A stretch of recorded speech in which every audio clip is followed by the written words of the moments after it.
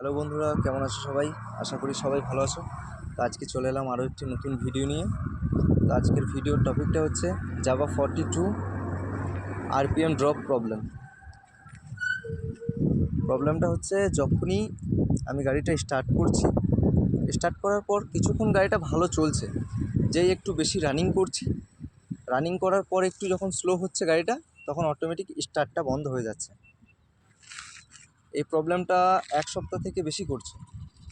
দিয়ে আমি ভাবলাম হয়তো নর্মাল কোনো সমস্যা, তারপর দেখছি না, সমস্যাটা নর্মাল নয়, কোনো গ্যারেজে পারবে না এই সমস্যাটা ঠিক করতে। সেই জন্য শোরুম নিয়ে গিয়েছিলাম কালকে বোলপুরে। ওরা আমাকে বললো যে সফটওয়্যার আপডেট করতে হবে। তো আমি ওদেরকে করার জন্য বললাম, তো ওরা বললো যে না, এখানে হবে না, সিউড়ি নিয়ে যেতে হবে। সেই জন্য এখন গাড়িটা সিউড়ি নিয়ে যাচ্ছি, দেখি ওখানে কি বলে ওরা। আশা করি হয়ে যাবে। তো সেই জন্য আমি সিউড়ির জন্য বেরিয়ে পড়েছি সকাল সকাল।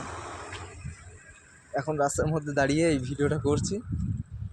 ভিডিওটি ভালো লাগলে অবশ্যই লাইক করো, চ্যানেলটা সাবস্ক্রাইব করো। এই দিকটা হচ্ছে সিউড়ির দিক, ডান দিক, মানে এই রোডটা সোজা আর কি সিউড়ি যাচ্ছে। আর এই বাঁ দিকটা সোজা একদম বোলপুর, সিউড়ি বোলপুর রোড। এর সামনেই পুরন্দুপুর।